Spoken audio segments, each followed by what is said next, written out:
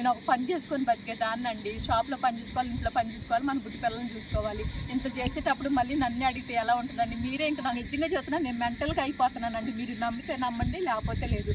అలా ఉంది నా పరిస్థితి వచ్చేసి. దయచేసి అర్థం చేసుకోండి. ఎవరన్నా మనకి విషయం దొరకట్లేదండి.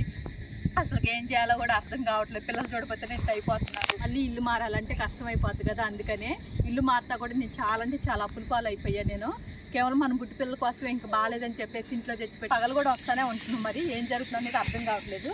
మా పరిస్థితి అయితే ఇలా ఉందండి. ఇంకోటి అసలు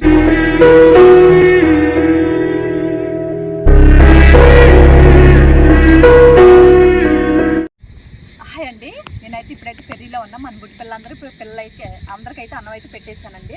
ఎందుకంటే రోజు మేము వీడియో అయితే తీయట్లేదు, మా వల్ల అవ్వట్లేదు. ఇద్దరం చెరో పక్క వెళ్ళేసి పెట్టేసి వస్తున్నాం. ఎందుకంటే టైం కూడా మాకు అసలు సెట్ అవ్వట్లేదు. అందుకనే ఇటు పిల్లలు అయితే కొంతమంది అయితే తగ్గిపోయారండి. అది ఎందువల్ల తగ్గారు ఏమో నాకైతే తెలియట్లేదు. కనీసం 10 పిల్లల దాకా నాకు కనపట్లేదు. నాకు లెక్క పిల్లలందరూ బాగానే గుర్తుంటారు. ఏం జరిగింది ఏంటనేది అర్థం కావట్లేదు. 2 రోజుల నుంచి గమనిస్తున్నా. బుట్టి 2 రోజుల నుంచి గమనిస్తున్నా. ఈ బుడిదాని వాళ్ళ అమ్మ కూడా కనపట్లేదు. అంటే వీళ్ళు బుడిదాని వాళ్ళ అమ్మ వచ్చి సిమరాని కూతురు, అది కూడా కనపట్లేదు. మాకు ఏం జరుగుతుందేమో తెలియట్లేదు.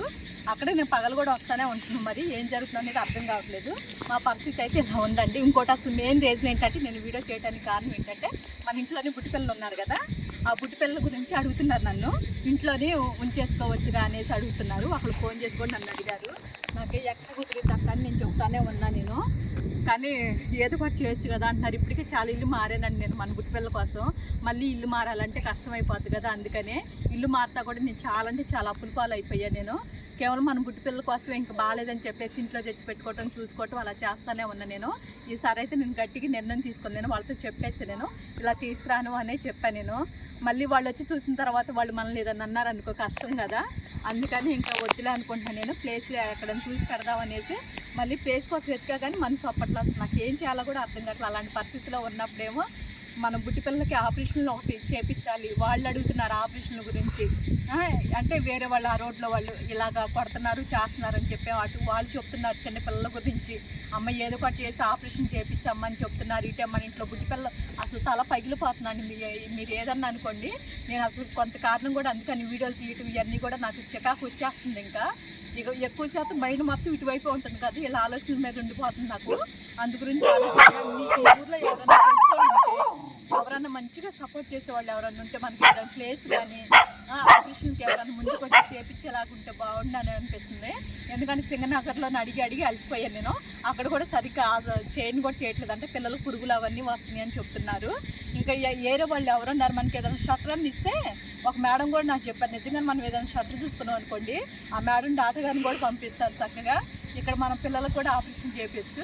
అలాగే 4 అయితే అలాగే ముందుకు వస్తున్నారు. మళ్ళీ అంటే వేరే మేడం వాళ్ళ పేరు నాకు తెలియదు. ఒక మేడం పేరే తెలిసి మేరీ మేడం కూడా నాకు చెప్తున్నారు. అమ్మ నువ్వు ఆపరేషన్ పెట్టుకుంటే నేను చేపిస్తానమ్మ కొంతమందికైనా మేడం కూడా చెప్తానే ఉన్నారు. కానీ నాకు వచ్చేసేం ప్లేస్ ఏం దొరకట్లేదండి. అసలు ఏం చేయాలో కూడా అర్థం కావట్లేదు. పిల్లలు చూడకపోతే నేను అయిపోతున్నారు. స్కిన్ బాగోట్లేదు కొంతమందికి అయితే. ఒక పిల్ల అయితే అక్కడ కడుపుతూ ఉంది పిల్లలు. ఇప్పుడు ఎండాకాల టైంలోని మళ్ళీ వర్షాలు స్టార్ట్ అవుతుంది. అసలు నాకు ఏం చేయాలో అర్థం కావట్లేదు. ఈ ఊర్లో ఎవరు ముందుకు రావట్లేదు మనకి. నాకు ఏం చేయాలో అర్థం కాని పరిస్థితిలో ఉన్నా నేను. ఇంక ఇన్ని తలనొప్పులు ఉన్నాయి ఇంట్లో, టెన్షన్లో, ఒత్తిళ్ళు, మన పిల్లల్ని చూసుకోవాలి, అన్నీ చూసుకోవాలి. నిజంగా చెప్తున్నా నేను మెంటల్గా అయిపోతున్నానండి. మీరు నమ్మితే నమ్మండి, లేకపోతే లేదు. అలా ఉంది నా పరిస్థితి వచ్చేసి. దయచేసి అర్థం చేసుకోండి. ఎవరన్నా మన పిల్లలకి ఏదన్నా చెయ్యాలి ఆపరేషన్ కానీ ఏదైనా చూసుకోవాలి అనుకున్న వాళ్ళు అయితేనే నాకు కాల్ చేయండి, మెసేజ్లు చేయండి. మళ్ళీ ఎందుకంటే నా ఫోన్ కాల్స్ కూడా వస్తున్నాయి. ఏమని మా దగ్గర పుట్టి పిల్లలు ఉన్నాయి, ఇక్కడ ఉన్నాయి, అక్కడ తీసుకెళ్ళండి అని. నేను ముందు ఎప్పుడేం పట్టణాన్నే చూసుకోవాలి, పక్కన ఊర్లు కూడా చూసుకున్నాను అనుకో. ఎలాగండి చెప్పండి. ఏదైనా నేను చూసుకొని నన్ను ఉన్న సాగుకారనే చెప్పండి. నా గురించి కూడా అర్థం చేసుకోండి.